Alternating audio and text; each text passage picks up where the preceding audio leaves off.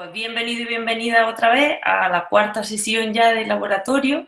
Vamos a empezar hoy la sesión que se llama, ya habéis visto que nos gusta empezar, titular siempre las sesiones con una pregunta, empezar con un interrogante, ¿no? Hablamos de tu canción favorita y en este caso la persona que va de alguna forma a llevar la sesión de hoy va a ser Jesús Palacio, que como sabéis es un compañero de laboratorio, que ha estado ahí fiel desde el principio.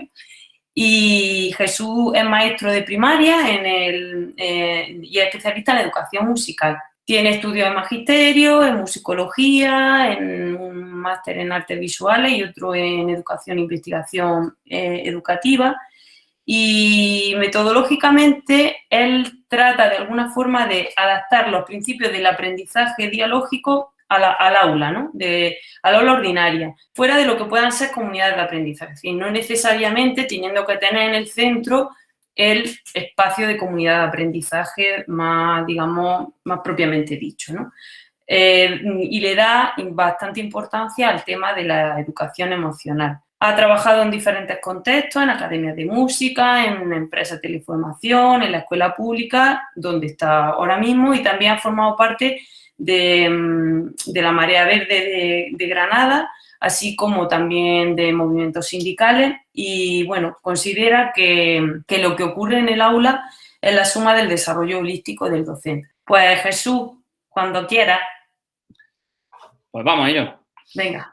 Nada, lo primero, muchísimas gracias, sobre todo por la oportunidad que es para una persona que ha sido estudiante y que ahora es docente, tener la oportunidad de mostrar lo que hace, porque ya con el título, veis compartiendo la pantalla, ya con el título lo pasé un poquito mal, porque, wow, qué difícil hacer un abstract, qué difícil hacer un título. No sé si estáis viendo, ¿hablamos de tu canción favorita? Ya sí. Se está compartiendo. Wow, y cuando me ayudasteis un poco, Almudena, con el tema del título y demás, digo, wow, es que es justo esto. Hablamos, lo que hacemos es un diálogo. Tu canción, bueno, el tú lo he dejado de lado, pero el tú tendría bastante importancia también. Pero canción, yo lo hago desde la educación musical y favorita, que una de las principales necesidades que yo tenía era la cuestión de la motivación. Y digo, justo compartir lo que estoy haciendo ya me ayuda a verlo desde fuera, que muchas veces sabemos lo que hacemos, pero otra cosa diferente es explicar lo que hacemos. Y cuando lo explicas, te das cuenta, por ejemplo, de esas preguntas, que por eso no he contestado tampoco antes, que nos hacíamos la semana pasada. Yo preparando un poco la presentación decía, wow, recojo datos, pero ¿qué datos recojo? ¿Qué hago con ellos? ¿Cómo trabajo metodológicamente? ¿Cómo sistematizo esto un poquito más, no? Entonces, pienso que, primero, bueno, agradecer este espacio porque siento que permite revisar este tipo de propuestas que hacemos los centros y que parece que no tienen visibilidad y sí que la pueden tener, ser muy útiles. Pues veréis, yo comienzo a trabajar en San Francisco de Cájar, ahí al lado de Granada, y lo típico, llega a un colegio de la noche a la mañana, primer trimestre no te da tiempo casi de nada, y yo me doy cuenta que en el recreo hay una violencia de género exagerada. ¿Violencia de género en el recreo? Sí, sí. Porque cuando nosotros estamos diciéndole a una chica que es una mujer que rima con fruta o a un chico que no es lo suficiente hombre y rima con melocotón, eso se llama violencia de género. Estamos utilizando el género para tener una actitud violenta con respecto a nuestros compañeros. Y me pregunto por qué. Porque en otros contextos yo no había visto algo tan fuerte como en los recreos de los colegios de primaria. Y, claro, también está esa disyuntiva de ¿qué hago yo en educación musical? ¿Educo para oyentes o educo para músicos? Dicho de otra forma, ¿educo para consumidores o educo para creadores? Cuando empiezo a pensar un poquito sobre esto, me doy cuenta que estamos en una era que ya ha cambiado y que actualmente los consumidores son también creadores. Es un hecho que con las redes sociales, con TikTok y demás, tenemos esa realidad y cuando nosotros, ¿por qué siento, por qué presiento o intuyo, esto son conjeturas, que existe esta violencia tan directa, tan gratuita? Bueno, en cierta forma, porque igual que la consumo, puedo crearla. Es un proceso de socialización tan sumamente veloz que es normal que esté en las clases, pero claro, actualmente sale una canción y la tenemos en el móvil en un segundo, con su videoclip, con su letra, con todo lo que ocurre. Pero yo aún había visto esto, pero no me había preguntado por la necesidad de hablar de canciones, ¿no? Es verdad que con los niños más pequeñitos, de 6, 7 años, pues tengo mis programaciones muy bien hechas, me gusta mucho lo que hago con ellos, creé mi contenido, igual con tercero, cuarto, con sexto, quinto se me escapaba un poco. porque depende del cole donde acabe, tienen más formación musical e instrumental, están más acostumbrados a escuchar. Bueno, yo veía que me faltaba muchísimo el tema de la motivación. Y digo, vale, mis clases de música tienen que ser increíbles. Yo tengo que entrar ahí en una hora y estos niños tienen que estar motivados en escasamente 15 minutos para poder hacer que la clase vaya a buen puerto. Pero me doy cuenta de que esa desmotivación se da también cuando hablamos de género. Y es que hay un hecho que en los centros nosotros pues, celebramos el Día contra la Violencia de Género, celebramos 1000 cosas, pero al final se hace un trabajito que es elegir una palabra, que es la amistad, que es el amor, pero nadie habla de dependencia, nadie habla de las cuestiones que están detrás de la violencia de género, nadie habla de verdad de los temas. Nos ponemos lacito, cantamos una canción en el patio y se acabó. Y digo yo, bueno, ¿qué actuación de alto impacto estamos haciendo en los centros para trabajar sobre el género, sobre el amor, sobre la forma en que socializamos? Y digo, tengo el mismo problema en la clase de música que en lo que es esta convivencia con mis alumnos. Y es que todo es superficial. No cuesta mucho llegar a una motivación y, por tanto, todo se queda en algo muy primario. Yo llego aquí con mis expectativas de novato, con muchas ganas de hacer cosas chulísimas, pero el alumnado dice, mira, maestro, yo pongo una cosa de flauta, yo algo de flauta rápido y ya está. No, pero si podemos hacer cosas muy chulas, ya, maestro, pero para una hora que viene no me caliente mucho la cabeza. Y digo, pues es que tienen razón. Caray, si es que le voy a decir yo, como con la presión que tienen con las matemáticas, se van a preocupar ahora por música. Bueno, total, que ahí me veo yo, a mis 2 meses de empezar a dar clases, con muchísima ilusión, diciendo, vale, tengo que dar todo lo que está en mi currículum, porque voy a pasar un año por este centro, luego me van a mover a otro, luego a otro, tengo poquísimo tiempo y además tengo que para dormir tranquilo, hacer que lo que pase en el aula de música cale y los niños tengan ganas. ¿Seré capaz de que dentro de unos meses los niños me paren en el patio de recreo y me digan, maestro, la semana que viene qué? Oye, pues he sido capaz, incluso en tiempos del COVID, lo cual, estando desde casa, ha sido una gratificación muy grande. Bueno, entonces, ¿cómo? Pues me basé en 3 cositas, que vienen un poco pues, de la experiencia que uno tiene como estudiante y como pedagogo, o sea, como docente que le gusta leer y demás. Lo primero, la motivación. Yo me di cuenta que eso era el principio de lo que fallaba, que el alumno estaba desmotivado, tanto para hablar de violencia de género, para hablar de matemáticas, para hablar de música, para cualquier cuestión en clase, están desmotivados. En este concepto, más todavía, los que estamos en las clases actualmente vemos que es dificilísimo dar clase porque los chavales están desmotivados, pero es que hay un meme de estos por internet en el que dice, no quiero ir al colegio, y dice, bueno, pero si es que tienes que ir, y entonces contesta la persona que está dentro de la habitación. Le dice, dame una buena razón, y dice, bueno, que eres la maestra. Claro, es que no tenemos ganas de ir al colegio, es que es difícil, estamos desmotivados, llegamos allí más desmotivados todavía. Entonces, bueno, podríamos decir, Maslow, sobre la motivación se ha escrito mucho, ¿no? Segundo, a mí me llamó muchísimo la atención el aprendizaje dialógico. Yo había leído a Freire, había leído a Freinet y en general me he sentido siempre muy a gusto con las pedagogías críticas, pero claro, uno lee un poco la idea del aprendizaje dialógico, esto de construir un sueño, de todo el centro trabajando, y ¿a dónde voy yo? Que estoy yo solo, de centro en centro, y no te da tiempo a hacer nada. Y nos pensamos que todo lo que leemos en los libros no lo podemos aplicar porque no tenemos el contexto, no tenemos el claustro, y luego cuando al fin llegamos al colegio en el que vamos a estar 3 o 4 años o más, ya estamos tan cansados que decimos, mira, pues que lo aplique quien pueda y cuando pueda. Entonces, yo digo, no, alguna forma habrá de adaptarlo todo o de coger esto que al final es un pensamiento y adaptarlo al día a día. Y eso creo que se puede hacer. Y finalmente, cuando ya intentaba, fue esto bueno, pues hicimos una reunión Marea Verde, o no recuerdo, y algún compañero del MECEP de Granada, que estuvo Victoria Soto con nosotros hace un par de sesiones, me comentaba que él en el instituto hacía algo así con los alumnos, que cuando la clase iba bien les ponía canciones que los alumnos le habían pedido a él o algo así, ¿no? Entonces yo recordé el tema de la teoría triangular del amor de un psicólogo que se llama Robert Stenberg y pensé que por ahí podían ir los tiros. Entonces, con estos 3 fundamentos paso a explicaros, pero antes os digo, es muy difícil, o sea, es muy fácil hacer las cosas y luego es bastante difícil ordenarlas, porque uno coge su sistema, si hay alguna cosa que es como, oye Jesús, perdona, ¿qué me estás contando? Me paráis sin ningún tipo de problema porque, claro, el objetivo es un poco que intentar desgranar ¿no? Todo el proceso de pensamiento que no es de la noche a la mañana y que es un poco mezcla de muchas cosas.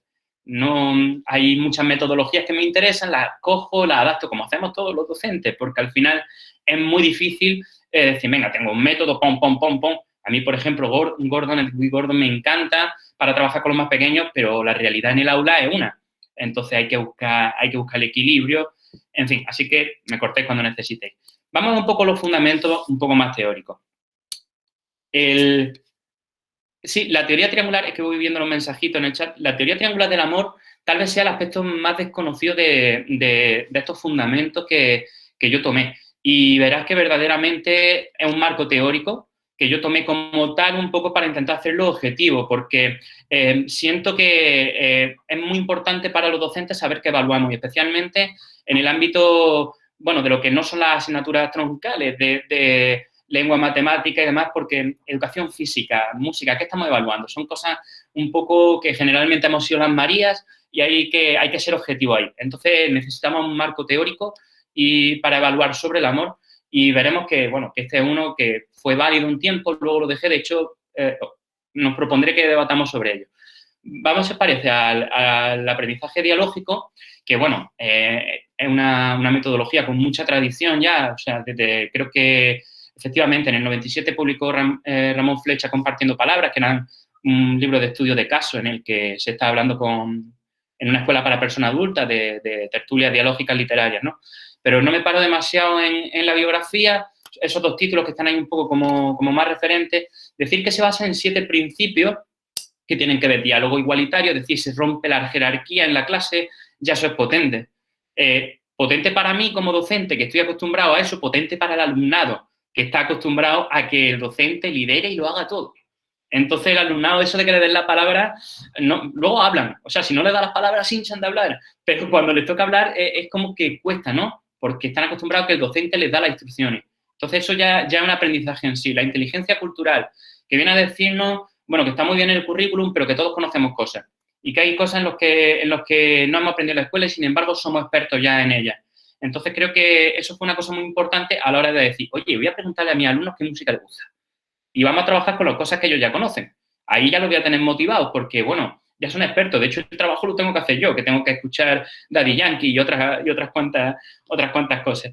Transformación. Bueno, como decía, está Freire ahí de fondo. Nosotros no venimos a la escuela ni al mundo a adaptarnos, venimos a transformarlo. De hecho, da un paseo por el bosque, lo ves lleno de mascarillas de plástico. O sea, estamos transformando las cosas sí o sí.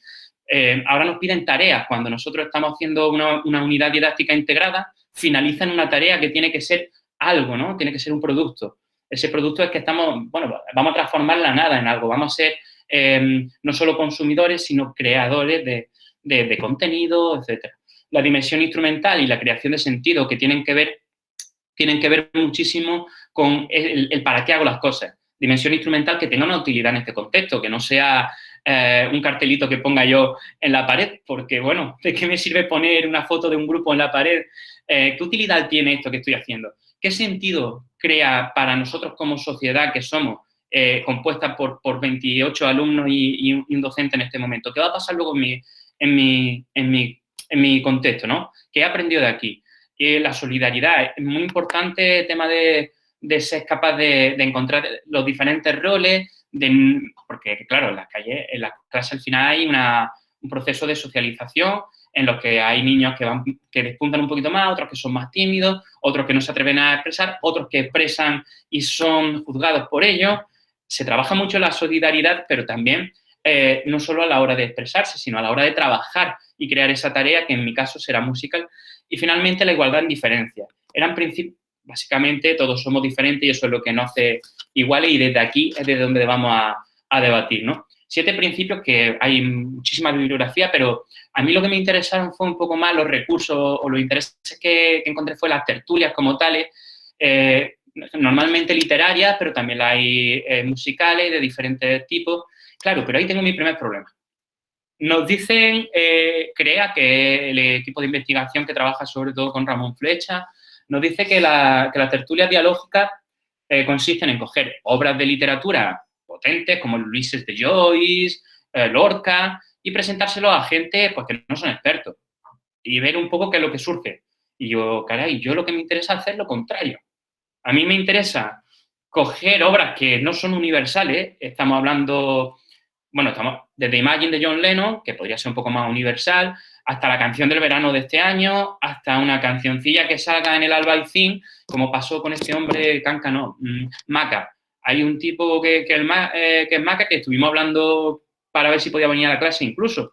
Y bueno, no es que sea algo universal, pero forma parte del contexto del alumnado y eso ya es mucho más potente que sea universal.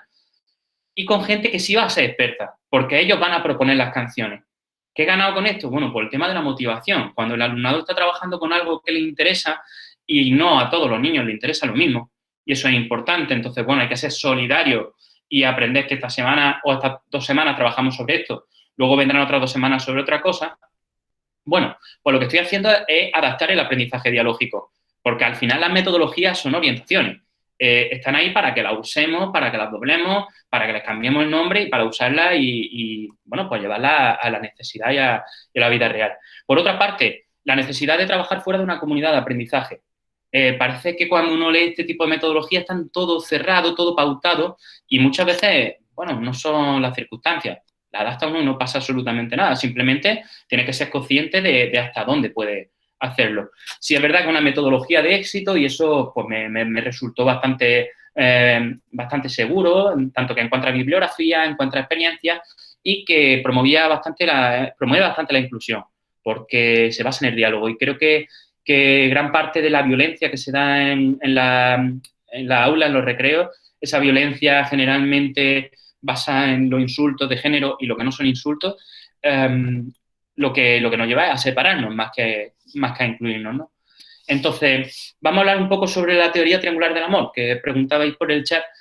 Leí un artículo de casualidad, esto que estaba ojeando revistas y estaba mirando Eufonía. Y creo que está allí en la Facultad de Filosofía y Letras, creo que está este tomo, no sé si lo consulté allí.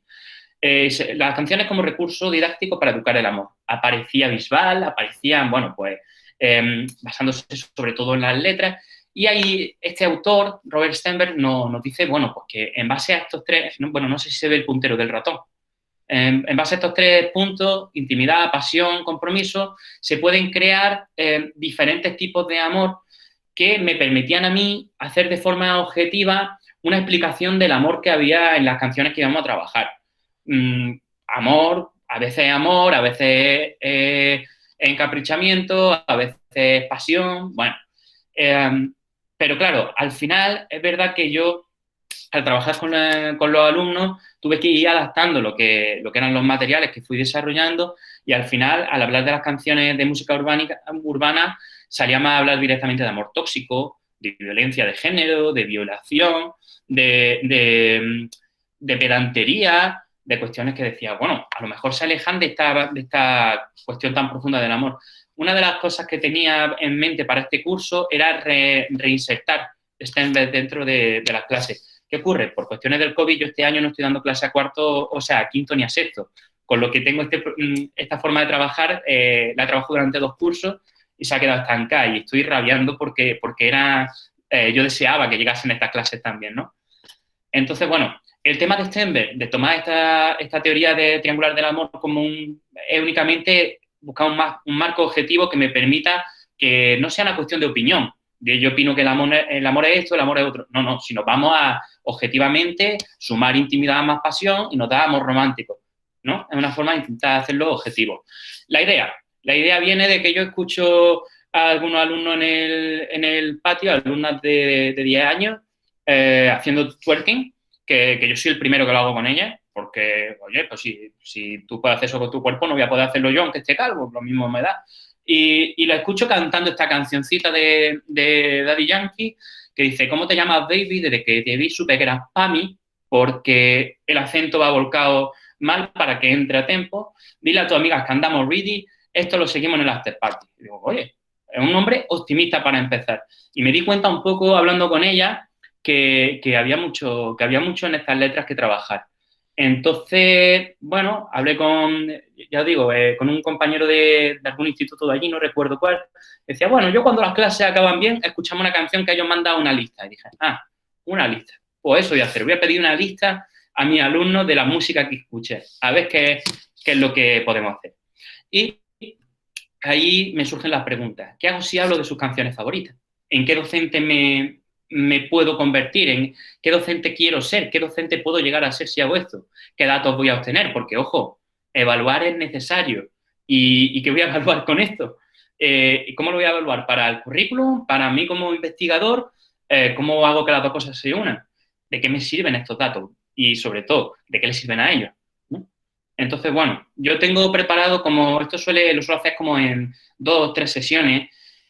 No podemos hacerlo en la práctica hoy con una canción completa, sí que he preparado un poco los pasos que yo doy, pero no sé, Almudena, si quizás es el momento de hacer un pequeño debate y luego... Yo creo que sí, Jesús, si te parece, podemos hablar un poquito de lo que os resuena o la pregunta o las ideas que vaya generado la exposición hasta ahora de Jesús. Y bueno, es verdad que igual pues dice, bueno, yo soy docente de música y lo veo más fácil para integrar, pero alguien que no sabe de música cree que puede utilizarlo en sus clases o no. Es decir, vamos a intentar debatir un poco sobre esta propuesta. No sé, si os parece, nos damos 10, 15 minutillos para hablar de esto y ya luego nos cuenta el desarrollo de forma más específica.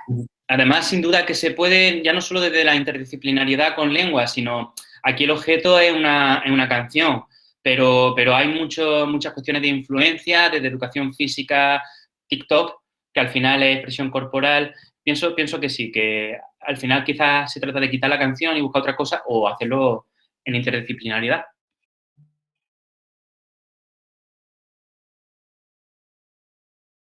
A mí es que me va más el debate que la exposición y la verdad que estoy muy contento. Primero porque veo que viendo lo que hacéis los compañeros, veo que mi intuición no iba mal. Y segundo porque muchas de las cosas que se están diciendo, como digamos, todos las hemos transitado. Yo en mi particular experiencia hablaba Enriqueta sobre la tarea de fin de curso. Vamos a hacer algo práctico. Ahora veremos después cómo intento que haya algo práctico cada 2 sesiones, porque tengo que responder al currículum. El tema del cambio de letra, que también leía por el chat que se está haciendo en TikTok, es la clave. Para mí es una herramienta fundamental porque eso me permite no solo hacer crítica, pero crítica desde a la propia letra y hablar desde el punto de vista no machista, como crítica a la profesora de sociales que nos pone muchos exámenes, crítica educar, como reglas mnemotécnicas para aprender exámenes, han hecho los alumnos cuando han cambiado la letra y ha estado genial. Es decir, le están dando una utilidad al trabajo de música y están aprobando ciencias naturales porque están cambiando una canción de Rosalía. Y dices, wow, cosa de ellos, ¿eh? Yo ahí no tengo nada que ver, eso han sido ellos. Cosas como, por ejemplo, no conocía lo de Beatriz Luengo, pero sí que voy a indagar en ello a ver qué tal. Sí es verdad que yo hay 2 cosas que he intentado evitar siempre.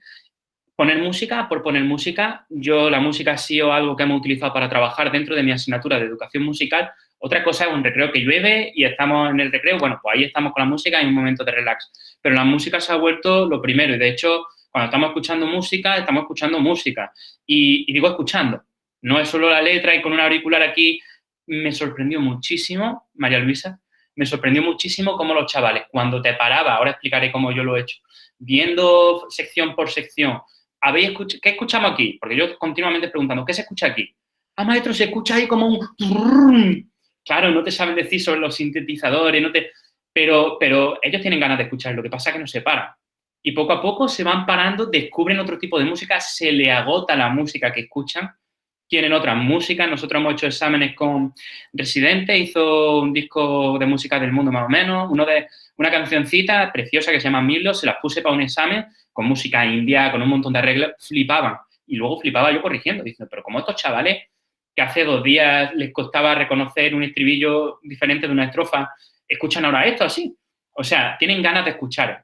Creo que es importante que revaloricemos la escucha, no solo de la música, sino cuando escuchemos los diferentes arreglos vamos a poner escucha activa en nuestras relaciones personales, entre otras cosas. Sobre el K-pop y sobre ese miedo que yo he visto, claro, yo ahí juego con ventajas porque yo estoy en primaria. En secundaria imagino que será más difícil, pero nosotros somos modelos de referencia para ello. Entonces, yo vi un vídeo de Blackpink, flipante, lo trabajamos, yo flipé con el vídeo. Musicalmente, pues flipé también, la verdad, y me ilusioné. Y yo he flipado con, ¿cómo se llama? China de Anuel. Bueno, me he forzado en flipar, me refiero. Ellos tienen que ver que no hay juicio, que hay cariño y que estoy diciendo, oye, que esto que hay aquí es bueno. Luego, decía Blanca otra cosa que a mí me pasó igual. Es decir, no quieren contarme. Claro, yo ahí juego con una brecha que tiene que yo soy un chaval con mis pendientes, que yo hago mucho del humor. Mis clases son siempre muy cachondas y que a los niños les da vergüenza, pues me pongo a hacer twerking con ellos o una pelea de gallos y los niños se quedan diciendo, pero este tío, ¿de dónde ha salido? Claro, ahí está el estilo docente de cada uno. Está también porque yo lo estoy viendo. Yo tengo alumnos que no tratan igual a los profesores que a las profesoras. O sea, que esa brecha está ahí. Yo ahí juego con ventaja, porque yo soy el profe Jesús, que he enrollado, que si lleva los tatuajes, que si no sé qué. Claro, y eso me da un acceso. Pero sí es verdad que siento yo que hay en ese estilo docente que tenemos que ir hacia ganar esa confianza que no la podemos pedir, que simplemente llega. Yo lo llevo por el humor todo. Y a mí no se me caen los anillos ni delante de mi alumno, ni delante de mi director de hacer twerking sin ningún tipo de problema. Muy mal, porque a ver, uno tiene sus posibilidades, pero bueno, al final que hablemos los mismos códigos. Yo creo que eso es lo que, por eso les cuesta decir, tengo miedo de decirle esto al profe, y es porque sienten que no estamos hablando el mismo código. Y está claro que ellos no pueden hablar el nuestro, pero nosotros podemos mirar un poco para atrás e intentar hablar el suyo. Un poco porque me dio súper, o sea, parece que esto cuando me senté a hacerlo lo estaba hablando con ustedes. Veo muchos puntos de conexión, ¿sí?